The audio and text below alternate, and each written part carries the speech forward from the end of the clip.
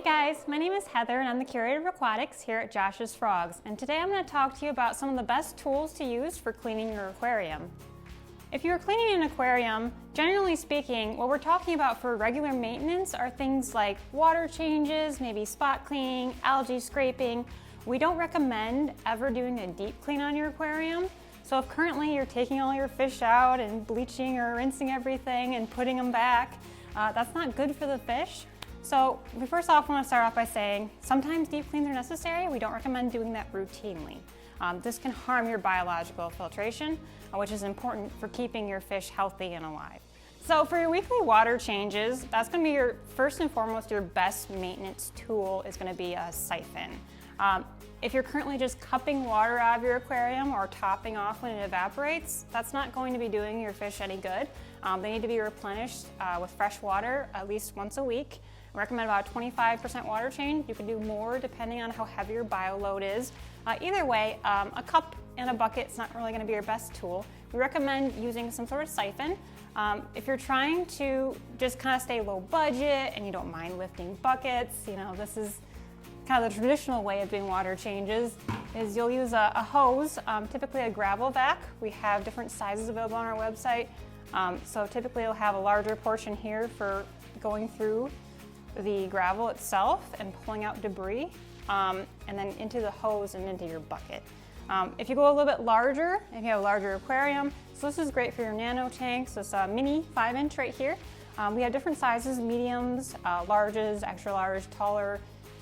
They have if you have a really deep aquarium, you can get the gravel suction tube, can be a lot tall or longer to reach the bottom of your aquarium. So there's different siphons to suit your needs. If you go with some of the larger ones, what's nice with our Aquarium, they come with oftentimes a bucket clip. So what this will do is it'll clip onto your side of your bucket and allow the hose to kind of stay in place. That way, as you're siphoning your aquarium, the hose isn't going all over. So these are great. What I also really like is that these siphons, a lot of times starting the siphon can be troubling for people. These actually have a little easy squeeze function. So you attach this to the end of the hose and you squeeze it a few times as long as the gravel component, and then as long as this whole tube right here is submerged fully, this will start it right up. So that's really nice. I love the little squeeze tubes. Sometimes Lee's and other brands sell these separately. They're really a nice little hack. Otherwise, these siphons actually have a built-in valve. This one does not, because it has a little squeeze. This one does, however. And so the valve will go up and down as you're moving the siphon up and down, and that motion will start the siphon and you'll be good to go. If you have any questions about how to start a siphon, we're more than happy to help you. But essentially, if you're doing the bucket method, gravel siphons are a good way to go. However, what I really, really like, and this is if you have a sink nearby, anywhere from 25 to 50 feet or more away, you have good water pressure, you can actually ditch the bucket altogether. We have a Python system, the no spill, clean and fill.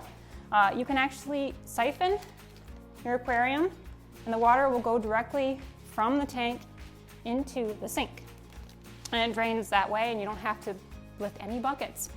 It also fills. So it has an adapter and you just push the little part up and it'll go from draining to filling, and you can fill right from your tap and you can dechlorinate as it's filling. And this is really, really handy. You can adjust the temps and make sure it's all good from your tap and no buckets involved whatsoever. This is a great tool. If you have multiple aquariums, I highly recommend it. If you have large aquariums, it makes water changes a lot easier. So another component of cleaning your aquarium will be the algae scraping. Occasionally, you'll get algae buildup on the sides of the glass, on different decorations, fake plants. We do have a blog about how to combat troubling algae. Depending on what it is, there can be different treatments. But for your standard algae that grows on the side of the glass, typically there's different scrapers on the market you can use. We recommend whenever using algae scraper to make sure that it's safe for either glass or acrylic, depending on what you have. Pretty much all the scrapers on the market are going to be safe for glass, but some of them are not good for acrylic, which can cause scratches in the acrylic and can be unsightly. And actually algae can grow into the scratches and make it harder to remove. So However, if you're doing the razor method, we have this product on our website, this Fluval 2-in-1. This is actually kind of nifty. There's a lot of magnetic algae scrapers on the market. Typically go under the brand Mag Float, things like that. Those are really handy. Definitely those would be a good tool to have if you don't want to get your hands wet, but you want to scrape the sides.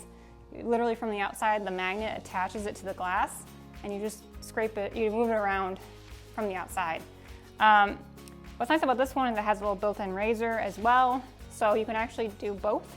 You can use the razor to sort of chip away at really tough algae on your glass, or you can switch to the magnet function and just move it around from the outside. There's a couple other blades that are good on the market. Kent Marine makes a really good pro scraper. And you can replace the blades. This particular model we sell the replacement blades for as well. As they dull, you can replace them. If you're trying to reach into the aquarium, you want to save a little money, these are a little more expensive. I think they're worth it, but if you're trying to save a little money, you don't mind getting your hands wet, basically any of these types of scrubbers on a stick, you stick it in. Sometimes they're extendable, sometimes they're not. And you can reach all your tough spots a little better with this, rather than, especially for deeper aquariums, you can't always reach your hand all the way to the bottom. Again, check to make sure the pad is safe for your aquarium. Acrylic, generally speaking, acrylic pads that are safe are going to be white. That's not always the case, always check, but white it'll say for acrylic aquariums. You can use it on glass as well, but it's specifically meant to not scratch your acrylic. These ones, this little green pad, most likely not acrylic safe. So they have those options, or if you just get a pad, these are like a few bucks usually, and you don't mind getting your hands wet, and you don't mind reaching all the way to the bottom. You have a smaller tank, you can just grab one of these and just a little bit of elbow grease and you'll be on your way. So that is an option, definitely a little more labor intensive, so I recommend whenever possible the magnetic scrapers or the blades. We do also sell these terrarium cleaning sponges. These are completely safe for aquariums.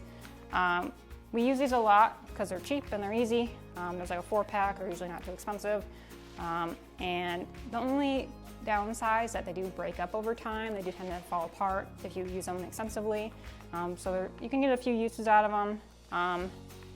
They work pretty good, but for your tough spots, you might want a blade or a more durable pad. You may be wondering, what about cleaning the outside of the glass? Well, you do want to be careful because any chemicals and things used outside of the aquarium could potentially get into the aquarium and are not safe for fish and other aquarium inhabitants. We do have a few products that we sell that are glass and acrylic cleaner specific that are meant to be safe for aquariums on the outside. You can spray these on a cloth and wipe it. Make sure you're not using the same cloth you use for your Windex. And this is pretty safe for just cleaning up any water spots. If you do have like an old crusty aquarium, you've got some salt creep, you've got some hard water buildup, you can try and make it brand spanking new. A lot of times just a little bit of vinegar goes a long way. There's just some white distilled vinegar and a cloth, and that'll kind of disintegrate because it's an acid. It'll disintegrate a lot of the hard water buildup and makes it a lot easier to remove. The next step, if you're cleaning your aquarium, you may be looking at, okay, well the algae is not just on the glass, it's on my stuff, it's on the decorations, on the rocks. Well, again, it's not safe to necessarily take your whole tank apart, clean everything, deep clean it. You can take little parts of it out, like the decorations, like your castle. Take that out, and you can actually soak it in bleach. You want to dilute it, make sure it's not full strength. You can bleach it overnight, and just put it in some tap water and bleach it. And when it's done, scrub it off really good, rinse it really good. Then the key to success with this, however, while the bleach does kill the algae, bleach is not good for fish. That's why we use a lot of chlorinators, but because chloramine and chlorine in our tap water is also bad for them, and so disinfectants in general are not good for fish. What you can do to minimize the risk of any bleach getting into your tank, you could wait for it to dry out completely, or you could soak it with an extra dose of Detox. Detox is our Josh's Frog brand heavy-duty dechlorinator. This will essentially neutralize any remaining chlorine, chloramine elements. and make sure that your decoration is safe for your fish. So I'd soak it in that, fill it with some water, double dose the detox, and let it sit for a little bit, and then you should be good to go. Make sure it doesn't smell like bleach or anything, rinse it off, and you can put it back in your aquarium. That's how you deal with decorations that are stubborn. You can't really scrape those off. Bleach will kill the algae. Just be careful when dealing with bleach. So the next part about cleaning your aquarium will be cleaning the filter components themselves. So if you have any filters that are like hanging in the back, or canister, or have any tubing, a lot of times you'll have algae grow inside of that. This is something that, again, if you were doing a really deep clean, you could bleach it, but that's really not practical because you have to put it right back on your fish tank to keep that filter going, keep your biological filtration active, your beneficial bacteria and all that. So what you can do is you can use this is a flexible tube by Fluval. It'll actually snake its way into the tubing and brush it. Pretty simple. You can use toothbrushes and things if you have a smaller tubing that'll fit. There are lots of other filter brushes on the market. What you want to do is use that to dislodge any algae that's in there, rinse it really good, and you can put it back and get it running ASAP.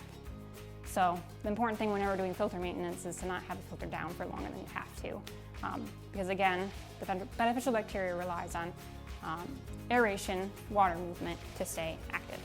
So once you've gotten all everything spick and span, you've cleaned up your glass, you've cleaned your filter components, done your gravel vac, the next thing that's left to do really is just boost your biological filter. We do have different biological boosts available, especially basically beneficial bacteria in a bottle. Fluval makes a good product that can basically, any disruption that has been caused by cleaning the tank, anything that might kill off some bacteria, if you're taking out gravel, switching things around, this will help boost your biological filter. That way you're able to recover faster and not have any ammonia spikes or anything bad happen as a result of that. We do have a product that we have now called Gross Out. This is basically bacteria in a bottle that breaks down waste and stuff. This can be good to do as maintenance every once in a while, especially if you have a high bioload tank. Helps break down some of that waste and make it more biologically available. So Gross Out is a good little maintenance thing. I wouldn't rely on it over doing water changes. You'll still want to do those routinely. So there's some options for cleaning your aquarium. We hope you found this video helpful and learned some new tips and tricks on how to make your aquarium clean and happy. If you have any questions, be sure to visit joshsfrogs.com. Thanks so much for watching this video. Here at Josh's Frogs, bringing nature to your doorstep is more than just our mission, it's our passion. We want you to have the most successful experience possible, so we're going to be here for you before, during, and after your purchase, whether that's with our captive-bred animals, plants, insects, or the wide variety of their care products on our website. You always have access to our dedicated customer service team, on-site nature experts, hundreds of free articles via our blog, and many more videos right here on our YouTube channel, so be sure to subscribe. We're always happy to help. Just shoot us an email or give us a call. You can find all of this information and more at joshsfrogs.com. Thanks again, and see you next time.